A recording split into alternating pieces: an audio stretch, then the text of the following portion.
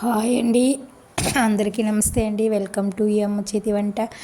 ఈరోజు రెసిపీ ఏంటంటే టమాటాలు పుదీనా చట్నీ. అంటే ఈ విధంగా ఒక్కసారి చేసినారంటే టేస్ట్ అయితే వదిలిపెట్టరు. మరి ఈ రెసిపీ మీకు ఫేవరెట్ అయిపోతుంది, అంత టేస్టీగా ఉంటుంది. ఇది ఇడ్లీలోకి, దోశలోకి, కారం దోశలోకి చాలా అంటే చాలా సూపర్ టేస్టీగా ఉంటుంది. మరి ఇంకెందుకు ఆలస్యం అండి, ఆ రెసిపీ ఎలా చేసుకోవాలో ఇప్పుడైతే ఇక్కడ చూపిస్తాను. నేనైతే 2 పెద్ద ఆనియన్ అయితే వాష్ చేసుకొని అయితే కట్ చేసి ఉంచుకున్నాను. ఒక హాఫ్ కట్ట పుదీనా ఆకు అయితే తీసుకున్నాను. పెద్ద టమాటాలు కూడా వాష్ చేసి అయితే కట్ చేసి పెట్టుకున్నాను. పచ్చిమిర్చి అయితే కారం ఎక్కువ ఉంది కాబట్టి ఒక 6-7 పచ్చిమిర్చి అయితే తీసుకున్నాను. ఇవన్నీ వాష్ చేసి కట్ చేసి రెడీగా పెట్టుకుంటే మనకు వంట చేసేదానికైతే ఈజీగా ఉంటుంది. ఈ విధంగా కట్ చేసి అయితే ఉంచుకున్నాక మందపాటి అడుగాటి పెనంలో అయితే ఒక 2-3 టేబుల్ స్పూన్ ఆయిల్ అయితే వేసుకున్నాను. ఇందులో ఆయిల్ ఎక్కువ వేస్తే చట్నీ అనేది టేస్ట్గా ఉంటుంది.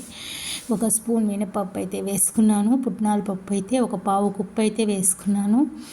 రెండింటిని బాగా ఫ్రై చేసుకోవాలి. అంటే గోల్డెన్ కలర్లో వచ్చేంత వరకు సిమ్లోనే పెట్టి ఫ్రై చేసుకోవాలి. ఇప్పుడైతే మనకు గోల్డెన్ కలర్ అయితే వచ్చేసింది. 2 మినప్పప్పు అయితే బాగా ఫ్రై చేసుకున్న తర్వాత ఇప్పుడు మనం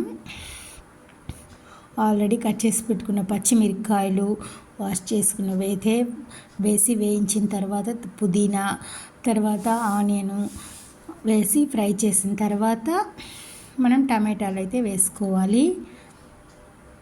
చూడండి, ఆల్రెడీ పప్పు అయితే బాగా ఫ్రై అయిపోయింది.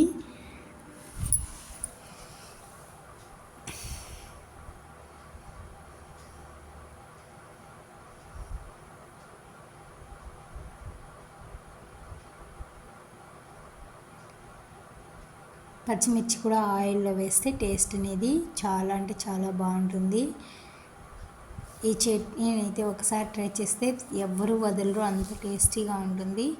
ఇప్పుడైతే ఆనియన్ అయితే వేసుకున్నాను. ఆనియన్ ఫ్రై అయిన తర్వాత టమాటాలు కూడా వేసుకొని బాగా అందులో పసుపు అయితే 1/2 టీ స్పూన్ వేసుకున్నాను. సాల్ట్ తగినంత ఉప్పు అయితే వేసుకొని, నేనైతే ఇక్కడ కళ్ళు ఉప్పే యూస్ చేస్తానండి చట్నీలకంతా.